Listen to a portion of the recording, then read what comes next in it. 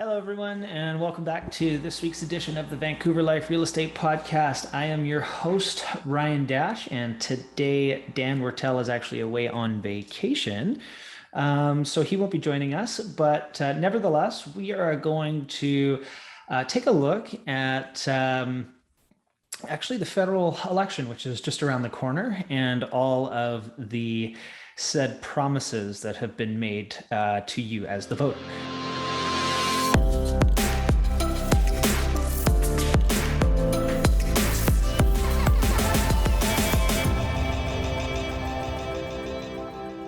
I want to look at each individual platform, the Liberals, the Conservatives, and the NDP. Specifically, we're going to look at housing policy, as it's likely the most contentious or second most contentious subject next to the coronavirus in this year's federal election. I won't get into much else just because for the sake of time. But I really want to check and see if what the politicians are promising is even viable from a constructibility standpoint. Anyways, we'll get into it. So first of all, let's take a look at the Liberals. Obviously, they are running for a majority this time round. Whether or not it was the right idea to call an election at this time of the year remains to be seen. I don't think it's very popular with a lot of Canadians. However, that being said, let's dive right into what the Liberals are going to be promising you. So Justin Trudeau and his Liberal Party want to really introduce what's called a home buyer's Bill of Rights. This is to kind of alter the process of buying a home to ensure that it's fair, open, and transparent. Number one, obviously the big one here, they're planning on banning blind bidding. So this would prevent bidders, currently, it prevents bidders from knowing where other prospective bids are ultimately at, and that can drive up the price unwittingly, right? Number two, they're looking at establishing a legal right to a home inspection. Well, that's fine. I quite like that. They want to ensure total history and transparency on any given home. So the sale prices, on the title searches, everything will be completely transparent. I mean, that is very much the case now, as long as you're doing your due diligence and you have a good realtor. That being said, number four, they are requiring real estate agents to disclose to all participants in a transaction when they're involved in both sides of the potential sale. We're not even allowed to do this in BC, so great that they want to do this federally, but again, doesn't really change much for us here in BC. They also want to create a publicly accessible beneficial ownership registry. I'm not sure how that's any different from pulling title and seeing who owns the home. But again, maybe they'll provide us with some more information on some of these things. Because I actually went to their website and took a look, and it's very vague. There's not a lot of how any of this is going to be done, just that this is the stuff they want to do. And I should note, I'm not entirely sure if Justin Trudeau came through with his last set of promises for home buying and housing policy. So take this all with a grain of salt, but don't just point your finger at him. I think it would be the case with a lot of these parties. Anyhow, number six, ensuring banks and lenders offer mortgage deferrals for up to 6 months in the event of job loss or a major life event. Okay, well, as long as the banks are on board with that. Requiring mortgage lenders, this is number seven, to act in your best interest so that they are fully informed of the full range of choices at your disposal. If you deal with a really good mortgage broker, you're going to be told what's in your best interest and what's available to you. Again, not quite sure how they enforce these things, but anyways, another number eight, they want to be able to combine features like your RRSP and a TFSA to allow Canadians under the age of 40 to save up to $40,000 towards their first home, be able to withdraw this tax-free and purchase a home with no requirement to repay any tax. Great, but ideally this would be $80,000 or $100,000. I think they're choosing $40,000 because it's 5% of the average price of a home across Canada. Okay, number 9. And this is a big one, probably the biggest one. It's going to make headlines. We will temporarily ban new foreign ownership in Canada to ensure Canadians have more access to purchasing homes. Okay, so let's think about this for a sec. So we want to ban foreign investment, foreigners from coming here. We are a country of immigrants. So okay, anyways. Because said foreigners are accumulating or buying all of our supply, and we have nothing left to buy. If that were only true of the last 2 years, we've had our borders completely shut to foreigners traveling in, traveling out in terms of purchasing property here. The vast majority of what drove prices up was local demand. So I'm not quite sure that this makes a lot of sense, but I believe it's popular because politicians can point their fingers at this, ban foreign ownership as if they're the big bad guy like they've been in the past, instead of actually dealing with the issues that really drove up the price, which is a lot of almost free credit, right? They lowered interest rates to the absolute bottom and allowed asset classes like real estate and other equities to rise tremendously in value. This was monetary policy, not housing policy, that drove this up. So again, I think there's a big disconnect here. I actually think that this is quite racist, and honestly, we don't have any data from the government showing us that this is in fact the case. It's just more of a statement. And I think it's a statement because the Conservatives actually came out with it first.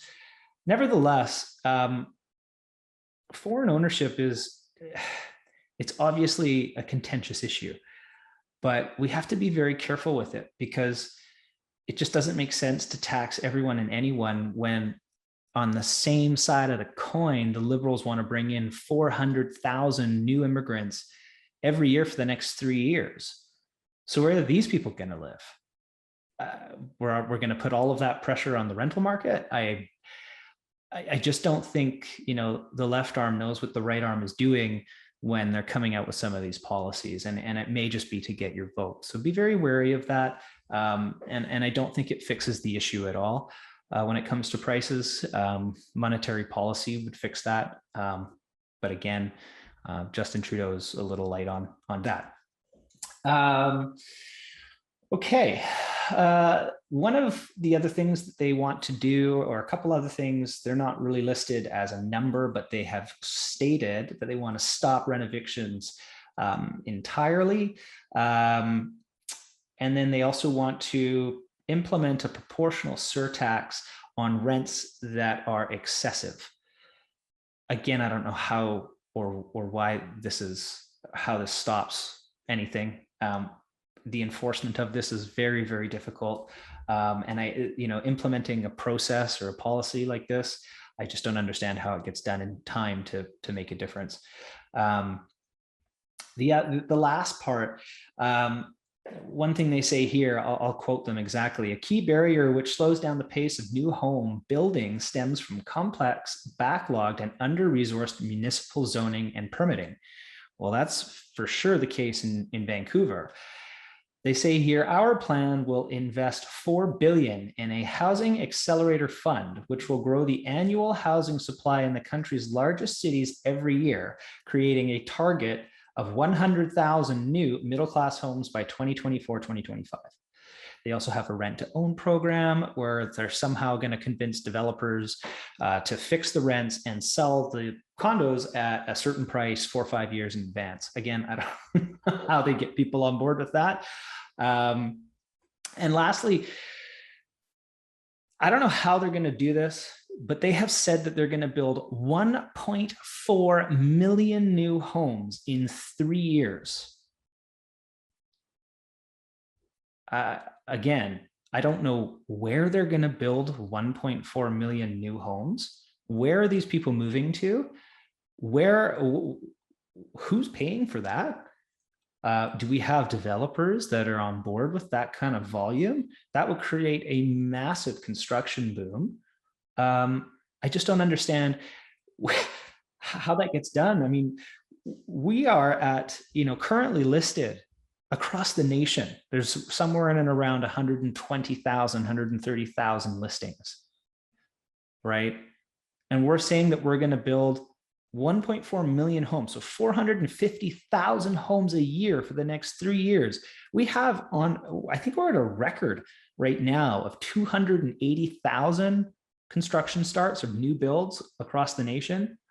So we're going to somehow almost double that number in 3 years consistently for the next 3 years. I just don't know. I don't know how that happens. It takes 3 to 4 years to build a tower in Vancouver. So unless they're literally giving up land that they own, I mean, I just don't know how this happens. And honestly, it's a bunch of fluff. I don't know how it's going to happen. Okay. That's more or less the Liberal platform. So now let's move into the Conservative platform. Again, the Conservatives have come out and said they will swiftly increase supply, noting that supply is a big issue. We will implement a plan to build 1 million homes in the next 3 years. To do so, we will, well, at least they've figured out that part, leverage federal infrastructure investments to increase housing supply. So I guess that's the government-owned buildings that they're going to convert in those 3 years into apartments. Again, I'm not quite sure how that happens, whether or not you want to live in those areas, if there's jobs there. I mean, is that a consideration? I don't know. They're going to review the extensive real estate portfolio of the federal government, the largest property owner in the country, obviously, with over 37,000 buildings. They want to release at least 15% of that for housing while improving the federal lands initiative. Again, I don't know really what that means. They are going to encourage Canadians to invest in rental housing by extending the ability to defer capital gains tax when selling a rental property and reinvesting in rental housing. Something that is currently excluded. I quite like that idea. That to me makes a lot of sense. A tax deferral program to continue to increase affordable housing, and that includes investors and allows investors to make some money as well. That's how you can help solve this problem, because it's not just one entity that can do this. Next. Yeah, again, they want to explore converted unneeded office space into housing. We'll see how that plays out. Again, that sounds like, I don't know how you get to 1 million in 3 years. This would be a massive infrastructure spend, a massive toll on labor to get this kind of stuff done. And I just don't know where it all comes from. There are a lot of other smaller items here. I'll probably bore you by going through all of them. But one of the big things here is that they want to ban, again, like the Liberals, foreign investment for 2 years before reviewing it again at the end of those 2 years. I just don't understand the logic behind this. If even the foreign buyers tax, I read somewhere the other day, it would make a lot of sense if we were to tier that a bit more, so we don't turn away investment or capital coming to the city to do other things with. For example, if a CEO or somebody who has a lot of money wants to come here and spend $10 million on a property, that's not going to change my life or the average life of a Canadian. Where that foreign buyer's tax should really be is sort of from 0 to maybe $3.5 million, right? Don't touch the supply that we typically we're dealing with, that the vast majority of Canadians here want to live in as their home, right? Outside of that, I mean, we're talking a handful of properties every month that sell. So why are we telling these people not to buy these homes and to go somewhere else? Because they're going to go and take their business and their money to a different place and create jobs and turn that economy instead. So I really need to consider about how some of these taxes are implemented and why are they so widespread and blanketed? They're not very well thought out, right? So again, I don't know how this solves the problem of pricing or of supply. The promises and the timelines, again, seem outrageous. I just think they're for votes, and I don't know how you execute on something like this. But remember, they're noticing supply, but somehow it's the foreign buyers that we're going to have to ban. But we're probably going to need their help to build and buy 1 million properties that we're going to build. So the immigration side of things, the local planning side of things, and the federal housing and monetary policy, none of them line up. It's like no one's doing any talking or consulting with industry. So again, I'm not very, I just don't know how it helps. I don't think it helps at all. Anyhow, that's kind of the Conservative platform. It's one thing I do like that they did state. Again, it's not a point, but it is in their write-up. Canada's Conservative Party will never tax Canadians' capital gains on the sale of their principal residence, something many within the Liberal Party are threatening to do, end quote. So, whether or not that actually takes place with the Liberals, we'll see. Bit of a fear campaign there. But, generally speaking, that has been one of the major reasons why Canadians buy their homes. It is their source of, it's their retirement fund in large part, right? So anyways, let's move on to the NDP platform. This is honestly, again, I'm not a supporter of NDP, but that being said, the NDP platform to me actually is maybe the most possible. The new Democrat government will create at least 500,000 units of quality, affordable housing in the next 10 years. And half of that will be done within 5 years. Okay. Quality, affordable housing. Okay, well, let's talk about that for a sec, because just the sheer land cost in Vancouver, or in the GVRD for that matter, is so high that I don't know how you create affordable housing when the prices for the land are they're so high, and the land itself is so rare, and there's just not enough of it to support the immigration numbers that are coming in. It's just fundamental supply demand economics that can continue to push the price. And if the economy continues to just kind of mope along, interest rates are going to stay low, and that'll continue to fuel prices and put upward pressure on that. That's quantitative easing still at play, right? The interest rates need to be higher. They do. They need, to stabilize the economy, they need to be somewhere between 3% and 5%, right? Anyhow, so the NDP is saying that this will be achieved with the right mix of effective measures that work in partnership with provinces and municipalities, build capacity for social, community, and affordable housing providers, and provide rental support for co-ops and meet environmental energy efficient goals. They're saying that this plan will create tens of thousands of jobs in the communities all across the country. I do believe that, whether it's with the NDP, whether it's Conservative or Liberal, if you're going to build 1 million or 500,000 houses, you're going to get some form of economic boom that comes out of that. So, I mean, another point they've made here is that in order to kickstart the construction of said co-ops and social nonprofit housing, and break the logjam that has prevented these groups from accessing housing funding, we will set up a dedicated fast start fund, whatever that means, to streamline the application process and help communities get the expertise and assistance they need. Okay, I think all of the federal parties have identified that there is serious backlog at the municipal level to get housing initiatives going. So, that's one, right? We need to really look at whether or not foreigners are the problem, especially when we want to bring in 400 to 500,000 new immigrants every year for the next 3 years. So how do these things marry up? Because none of them seem to. And it's like you're going to be told one thing and hopefully you'll forget the other, right?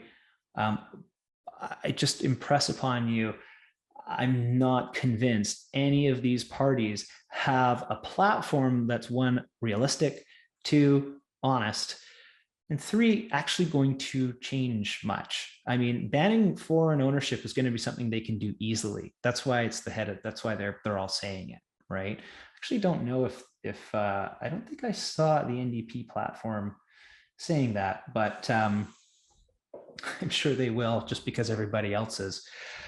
Anyhow, again, I'm not sure if any of this is going to change much. Calling the federal election at a time when people are being told to, wear masks again, and are being told that, going back to work might be difficult. The stress that is now mounting on people could cause, votes not to go the Liberals' way. That being said, going with Conservatives or the NDP, I mean, at this point, I feel like you're choosing the lesser of the three evils. Again, a lot of what we're dealing with here, high prices, unaffordability, lack of supply, these are issues that were created decades ago and will take decades to fix, right? We need really a politician who's going to get up and say, hey, look, prices rose nationally across the board by 20% last year because we lowered interest rates. And that was so that we could keep the economy going. To turn around and kind of blame that on foreigners, to me, is a terrible scapegoat that we shouldn't be accepting. Anyhow, as you know, the election is looming. So, please, above anything else, make sure you do vote. That is your democratic right.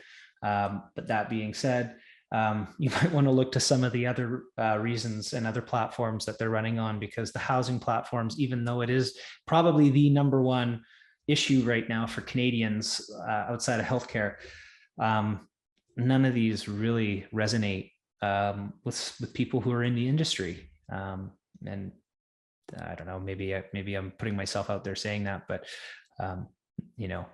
they could do a lot more by consulting, and I just don't think that happens. Anyhow, thanks again for listening. Next week, we're going to do a big market dive into how August performed year over year and month over month. So stay tuned for that. Again, don't forget to hit that subscribe button, hit the bell, make sure you get updated as these things come out live.